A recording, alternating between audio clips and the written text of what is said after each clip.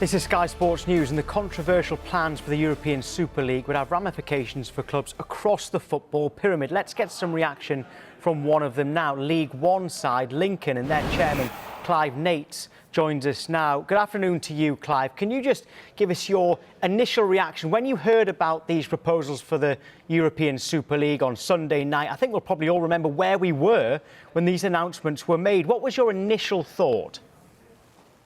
Yeah, hi Tom. I think really when we put out our club statement yesterday, we spoke about deep sadness and dismay in response to the ESL. But I think, to be honest, it's really anger. Anger as chairman of Lincoln City, and I've only been involved with Lincoln City for 6 years. But I think it's even more anger as a fan of English football. I've been a fan of English football since a kid, but for more than 50 years. So much of my life has been determined how my team has played, whether I've been happy or moody.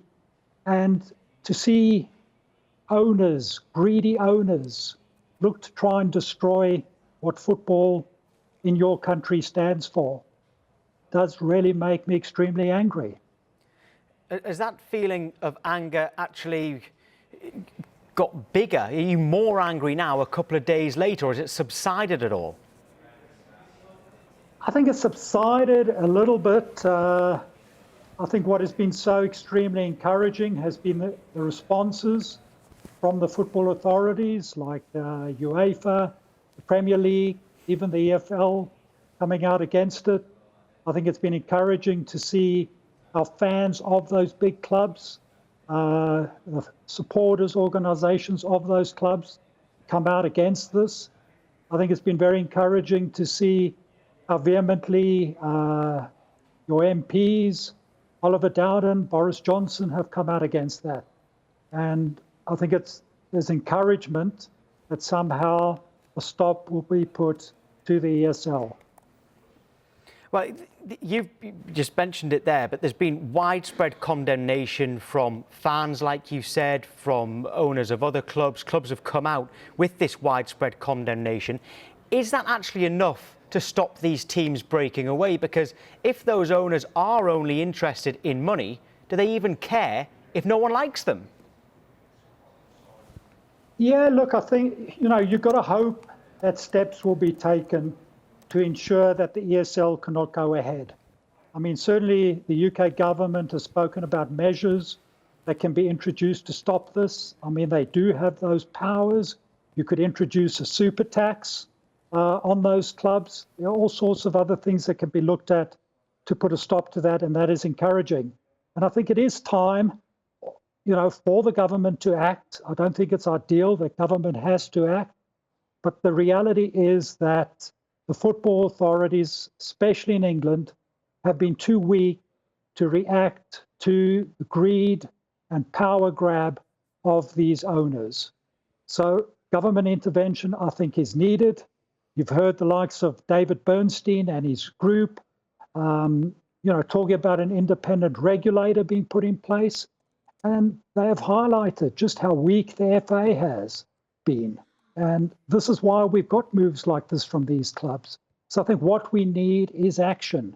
And we need to discourage these clubs from ever doing something like this again. They need to be punished, and measures have got to be put in place to ensure it can't happen again. As someone high up at Lincoln yourself, what do you think those punishments should be, though, and who should they be aimed at? Because can you punish? You don't want to punish the fans. They've had nothing to do with it. It sounds like the players and management have had nothing to do with it. So how do you punish just the people who are at the centre of this? Yeah, that is very difficult. It is very difficult to divorce the owners from the club, and that obviously impacts on those fans.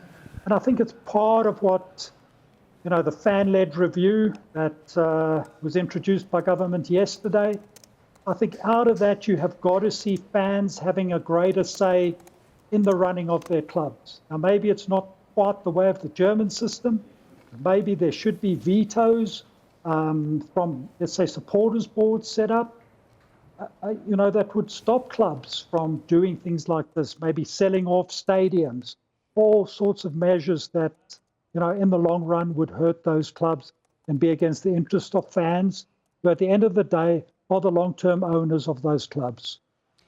Some of the positive spin that we hear about the European Super League, and we've got to give both sides, is that of these huge solidarity payments, it would trickle down the football pyramid.